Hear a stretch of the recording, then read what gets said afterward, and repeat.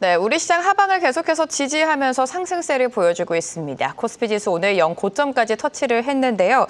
이번 주 포트폴리오는 또 어떻게 구상하면 좋을지 만나보도록 하겠습니다. 포트폴리오 플러스 송태현 유한타증권 차장과 함께합니다. 어서 오세요. 반갑습니다. 네, 안녕하세요. 네, 이번 주 목요일 또 차장님과 포트를 만들어 볼 텐데요. 어떤 섹터를 집중하고 계시고 또 어떤 섹터를 회피하고 계신지 만나보도록 하겠습니다.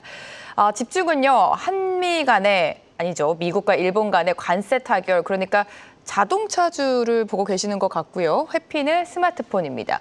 집중에 이 관세 타결 가지고 오셨는데 자동차를 보고 계시는 겁니까? 어떤 보세요? 사실 이 일본과 미국과 네. 관계에 있어서 자동차에 대한 부분에 관세가 내려가기 시작을 하게 되면서 도요타라든지 네네. 아니면 그 외에 이제 유럽에서도 관세에 대한 타결 이런 가능성이 상당히 높아지고 있기 때문에 스텔란티스라든지 이런 관련된 종목들이 사실 상승폭이 상당히 높게 나왔습니다. 물론 어제 이 국내에 있어서도 현대차라든지 아니면 기아라든지 관련된 종목들에 대한 상승이 나오기는 했습니다만 네. 추가적으로 국내에 대한 관세가 이루어지게 됐을 때에는 결국은 코스피가 올라오는 부분에 상당 부분이 있었음에도 불구하고 자동차가 이에 따른 수혜를 누리지 못했다는 점을 생각을 해봤을 때에는 충분히 이러한 섹터에 대한 부분에 있어서 채워넣기가 가능하지 않을까 이러한 관점에서 가져왔다라고 보시면 될 것 같고요. 현대차라든지 아니면 기아 같은 경우에도 보게 되었을 경우에는 관세가 25%였을 때와 관세가 12.5% 즉 15%로 내려갔을 때 확실히 아낄 수 있는 금액 비중이 상당히 높거든요. 그런 점을 생각을 해봤을 때 자동차와 관련된 기업들에 대한 관심은 우리가 계속적으로 가져보는 것이 맞지 않나? 그리고 현대차나 기아가 사실상 이제 실적 발표를 하게 되는데 그 실적에서에 대한 부분이 크게 미스만 나지 않는다면 여기서부터에 대한 반등을 어느 정도 가져가면서 추가적으로 상승이 나올 수 있지 않을까 이러한 기대감을 가져볼 수 있어서 저는 자동차를 관심 있게 지금부터는 봐야 된다라고 말씀드리도록 하겠습니다.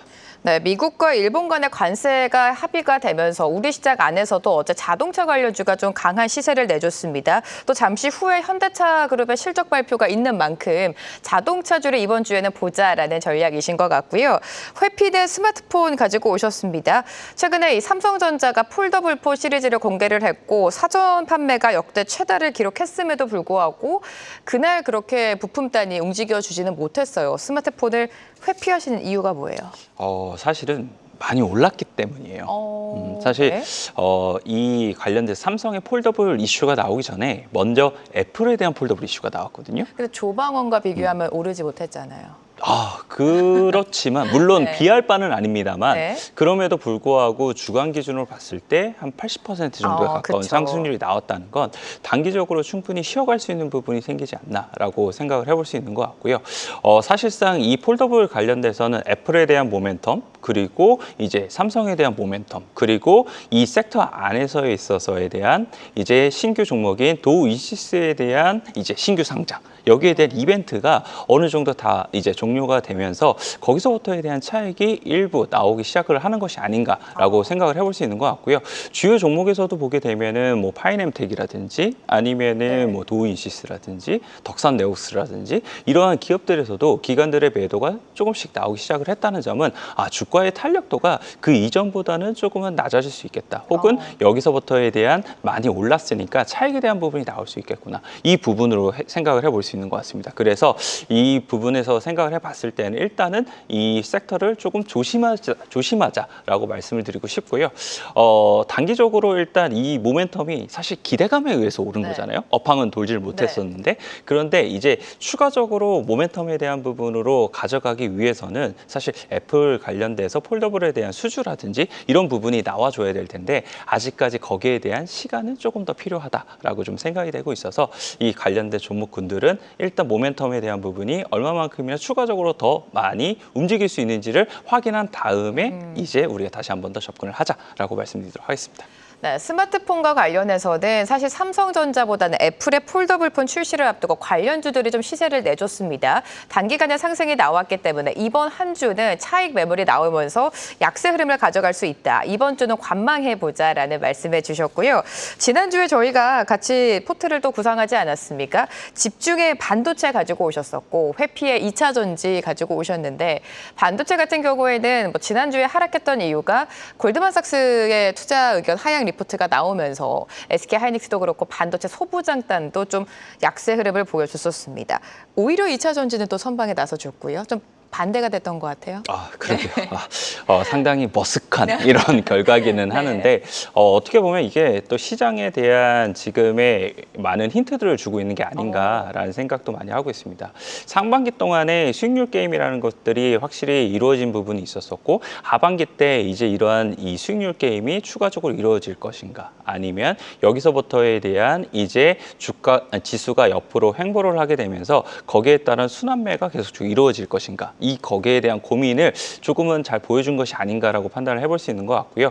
2차 전지 관련돼서는 확실히 업황에 대한 부분이 아직까지 턴어라운드가 불가한 부분이 있기는 했습니다만 그럼에도 불구하고 많이 빠졌었고 거기에 따라서 새로운 이제 미국에서에 대한 모멘텀이라든지 아니면은 이제 데이터 센터 관련돼서 ESS에 대한 부분이 이제 LG 에너지 솔루션으로에 대한 수주를 더욱더 많은 부분 늘릴 수 있다. 이러한 기대감이라든지 이런 부분이 들어오게 되면서 조금은 더욱더 활발하게 움직였던 것이 아닌가라고 판단을 해볼 수 있는 것 같습니다. 그래서 조금은 이러한 이제 이 위에 있는 종목 섹터군들에 대한 부분을 조금은 조심할 필요는 있어 보인다라고 말씀을 드릴 수 있을 것 같고요.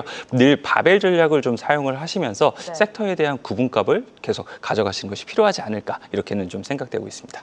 자, 그렇다면 이번 주 포트 안에서는 어떤 섹터의 비중을 늘리면 좋을까요? 만나보도록 하겠습니다. 자, 오늘 가지고 오신 비중입니다. 반도체가 35%, 지난주에도 반도체를 집중하자라고 가지고 오셨는데 반도체를 35%로 설정을 해주셨고요. 앞서서 이번 주 집중은 미국과 일본의 관세 협상이다라고 말씀해 주셔놓고 자동차는 10%밖에 태우지 않았어요? 일단은 자동차를 전일에 많이 올랐기 때문에 많이 오르긴 했죠. 그런 부분에 있어서 일단 자동차에 대해서 비중을 오늘에서는 조금 적게 갖고 왔고요. 그리고 주말이 넘어가게 되면서 관세에 대한 부분이 어떻게 추가적으로 이야기가 나오게 되는지 이 부분에 따라서 비중은 추가적으로 늘릴 수 있는 부분이 있지 않을까라고 생각을 하고 있습니다. 사실 반도체를 지난주하고 동일하게 비중을 가져간다는 건 자연 감소에 의해서 비중이 많이 줄어들었을 부분이 있었음에도 불구하고 추가적으로 반도체 쪽에서에 대한 기회는 계속적으로 나올 수 있다라고 저는 생각을 하고 있는 거고요.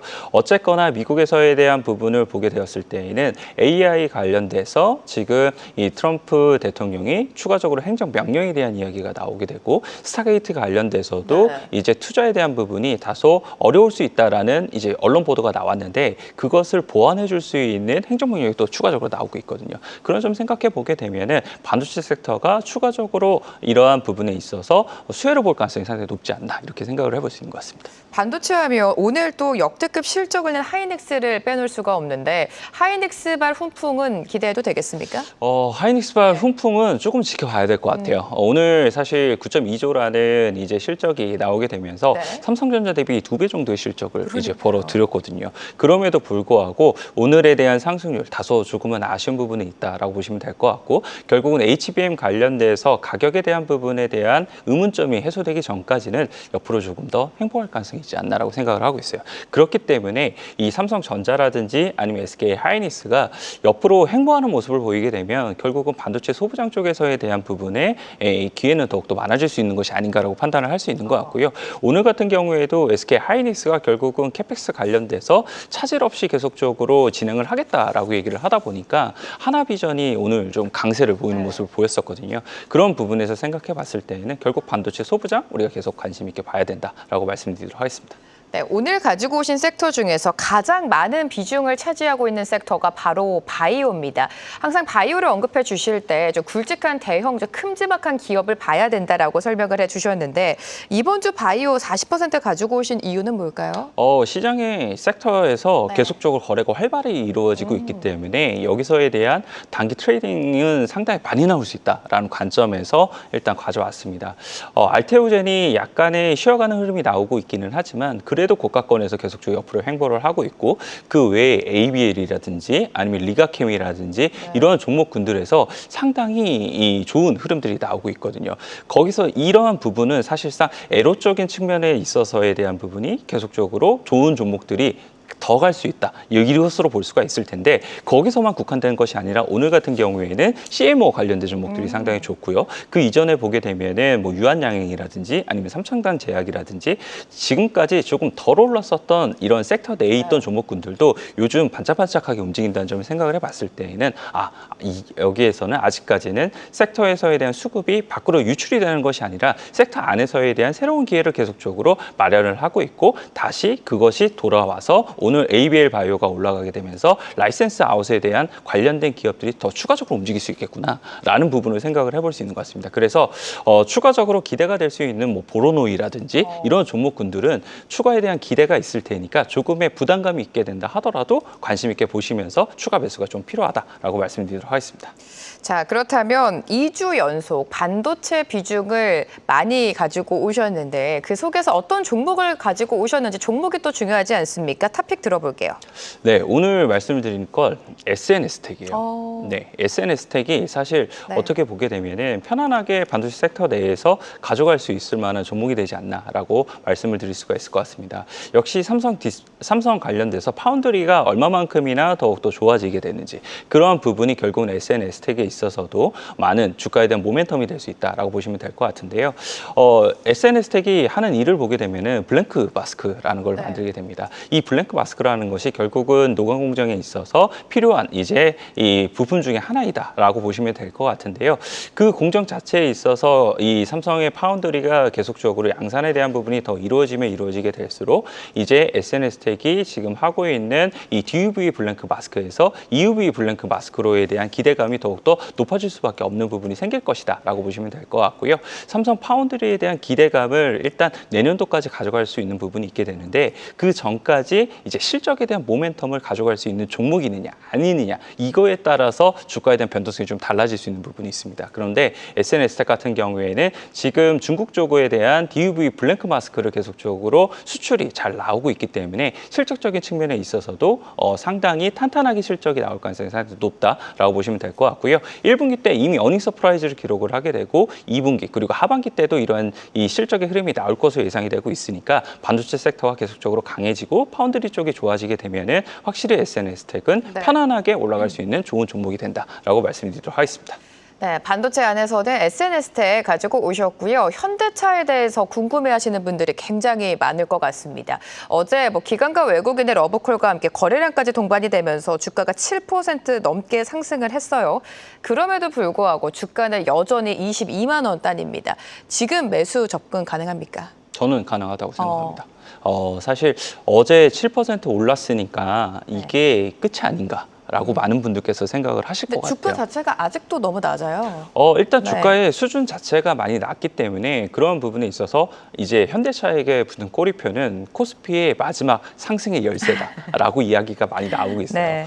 그만큼 이제 관세에 관련된 부분이 사실상 상반기 때 키 중에 하나였었는데 거기에 피해주로서 현대차가 낙인이 찍히게 되면서 상당 부분 좋지 못했다라고 보시면 될 것 같습니다.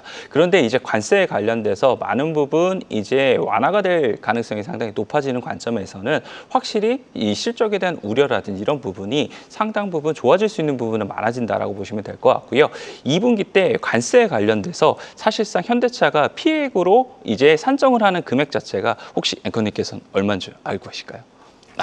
만약 모르신다면 생각보다 좀 많습니다. 한 8천억 이상이 여기에서 관세로 잡히고 있다는 점을 생각을 해봤을 때 관세가 지금부터 반 정도로 내려가게 됐을 때에는 4천억 이상까지도 이제 더 많은 부분 좋아질 수 있는 부분이 생기는 거죠. 그래서 그런 관점을 생각을 해봤을 때에는 실적에 대한 추정치에 대한 부분이 상향 조정될 가능성이 있다라고 보시면 될 것 같습니다. 관세에 사실 직격탄을 맞은 게 현대차랑 기아 자동차 업체인 것 같습니다. 이제는 주가가 좀 상승할 수 있다라는 기대감이 있는 것 같고요. 지금 단기적인 관점에서 어떤 종목을 보면 좋을지 좀 간략하게 들어볼게요. 네, 똑같이 관세에 관련돼서 우리가 제시할 수 있는 카드 중에 더 좋아질 수 있는 것이 있지 않을까라는 관점에서 갖고 왔다고 보시면 될 것 같고요. LNG 섹터에서 가져왔습니다. 사실상 일본도 보게 되면 LNG 관련돼서 더욱더 투자를 많은 부분 늘리겠다라고 얘기를 얘기를 하고 있는데 한국 역시도 이런 부분에 있어서 조선 아니면 원전 그리고 LNG 이런 쪽에서에 대한 투자를 더욱더 늘릴 수가 있을 테니까 그러한 투자가 더욱더 늘어나는 부분에 있어서 발표가 나오게 된다면 충분히 그 섹터 안에 있는 종목들은 더욱더 많은 부분 움직일 수 있는 부분이 생길 것이다 라고 보시면 될 것 같고요. 그 관련돼서 저희가 오늘 갖고 온 종목은 성광밴드 가지고 왔습니다. 물론 성광밴드 같은 경우에 이 LNG 관련돼서 투자가 이루어지게 되면은 당연히 자연스럽게 많은 부분 피팅에 대한 부분이 늘어나게 될 테니까 그런 부분에 있어서 주목도가 올라갈 가능성이 상당히 높다라고 보시면 될 것 같고요. 미국 쪽에 대한 레퍼런스가 워낙 많은 업체이기 때문에 그런 부분에서 봤을 때 하반기에도 추가적으로 수주에 대한 모멘텀은 더욱더 많은 부분 올라갈 수 있다. 이렇게 말씀을 드리도록 하겠습니다. 네, 성광밴드도 탑픽으로 제시해 주셨으니까요. 살펴보시기 바랍니다. 다음 주에 다시 한번 포트 리뷰해 보도록 하고요. 오늘 송태현 차장과 함께했습니다. 고맙습니다. 계속해서 다양한 경제 이슈를 알고 싶다면 구독과 좋아요, 알림 설정 부탁드립니다. AI 캐스터 권미정이었습니다.